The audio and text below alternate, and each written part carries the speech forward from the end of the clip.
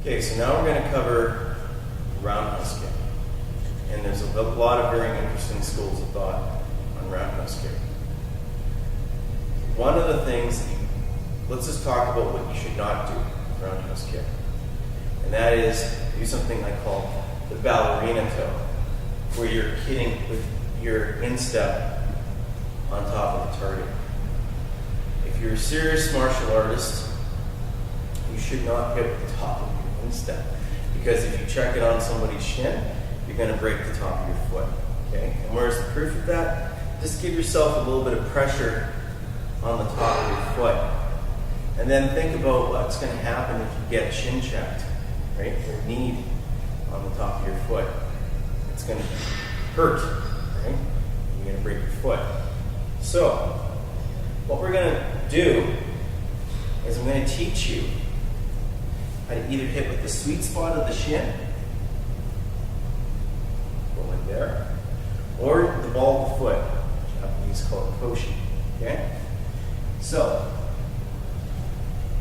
we're going to do this off the front leg, which is the hardest thing to master, off the front leg. Okay? But if you can do it well off the front leg and get really good power off your front leg, your back leg will be a real piece of cake. Okay? So I'm in my dynamic stance off the front. Okay? And what I'm going to do is I'm going to chamber my hip. And my hip has to be 90 degrees.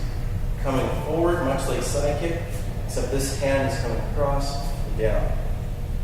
So one more time. As my leg comes up, this hand is almost like passing through, right? Cutting through and down, right? So,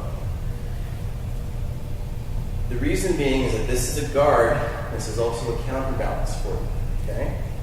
My leg's coming up, cutting through like that.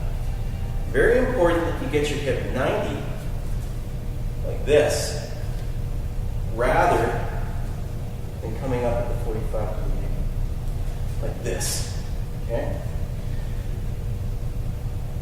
Because you're going to lose power. It's tactically incorrect. You see a lot of people do it because it's easy to do. If you're going to be a serious martial artist and you want to generate serious power, you have to keep your leg bent over 90 degrees. So let's just get into this here. I'm going to hit this bag here with the front leg roundhouse kick. Okay? And I'm going to hit it with the shin. Even if you're hitting with the shin, it's still a good habit to keep the ball, your toes back, as if you were hitting with the ball of the foot. Because for some reason, and you can even just practice with your buddies, right? If you do this motion, it's not going to be hurt nearly as much as if you have your toes back and hitting like this in that motion. For some reason, your shin goes in deeper. So let's just hit the bag here. I'm lining up. This hand's scooping out. I'm a little more arm away. And I'm going to try and kick through the target, right? Like this, rather than going like this. Doing this flapping taekwondo style kick. Which is good for point scoring, horrible for everything. Right? So let's just go.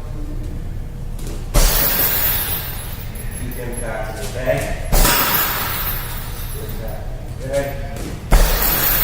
And we can even go multiple.